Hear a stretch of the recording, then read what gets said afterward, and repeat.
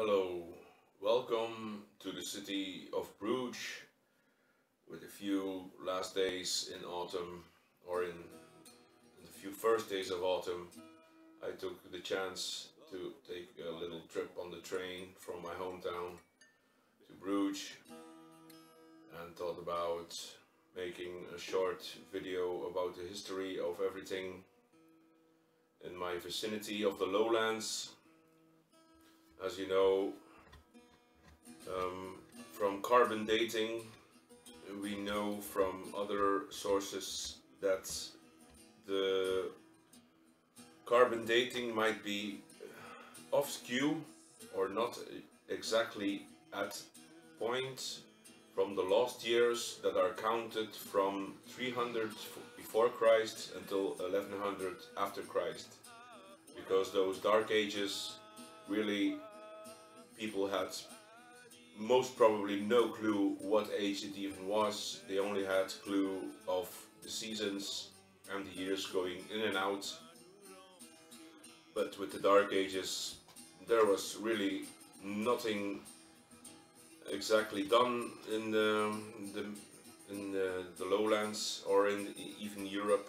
There was just quarreling tribes, I guess. The Roman Empire was more to the south and was already collapsing since 400. The Western Roman Empire, as they say.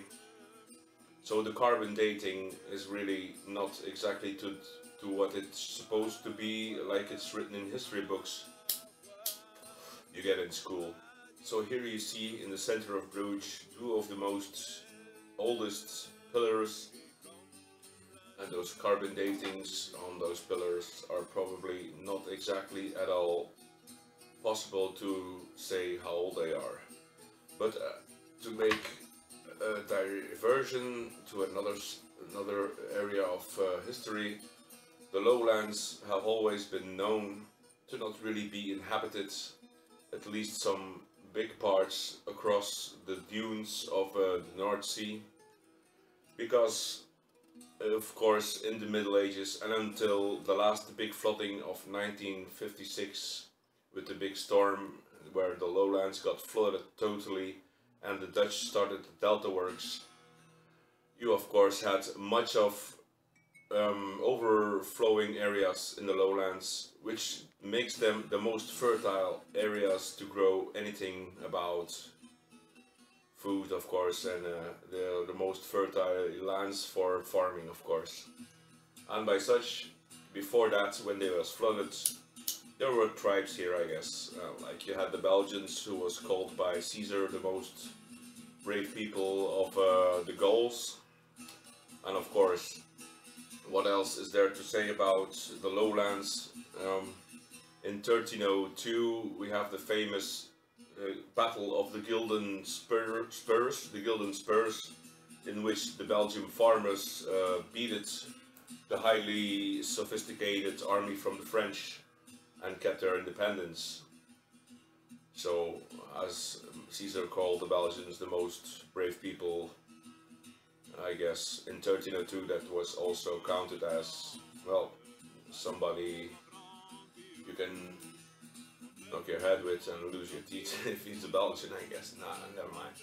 But to go ahead on more complicated facts about history, when the period of the fates was called, put on the armor of God and feel the fates, like is described in Cliff High's video, where he describes how an armor of God and fates can be not exactly has to do anything with something religious, but more to do with something of that makes you well, determined to be ready to battle. And of course, in 1302 and from 800, you have a 500-year period there, in which in the year 800 you have the Emperor Karl the Great, and he was the one that was one who made the joint ventures of the days between the empires of the north and the south. He tried to be the most diplomatic of all, and he started to school and educate the people as best as possible and make treaties and good economics between all the people around him, and it was called the Carolingische Rijk, of course. And the history of Karl the Great, he's supposed to be born in Aachen, but everything might be skewed from where he exactly was or who he exactly was.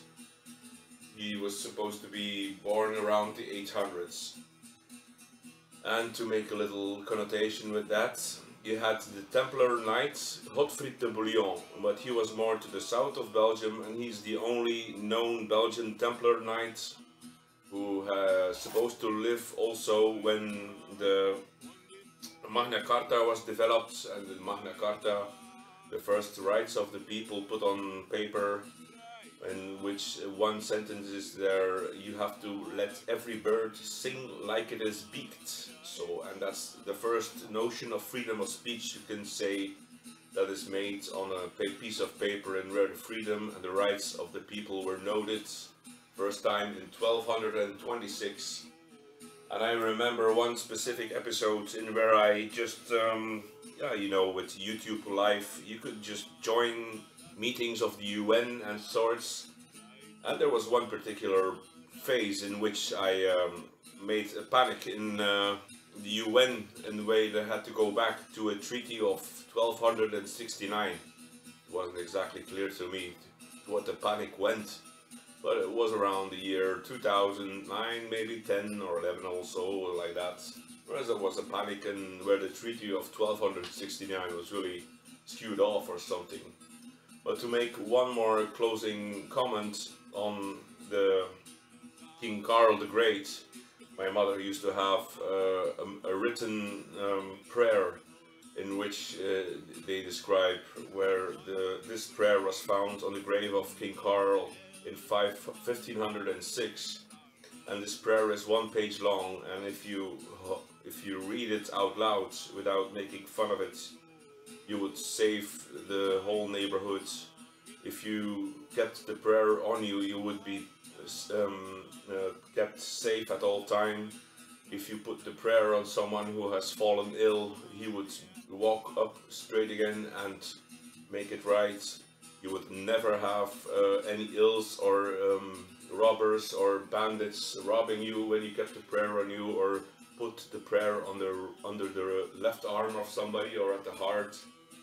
And also, in those days there was only 3 diseases known, so one of them was probably like epilepsy, and it is like the disease of Saint Cornelius, the disease of Saint Jacob, and the disease of Saint Andries.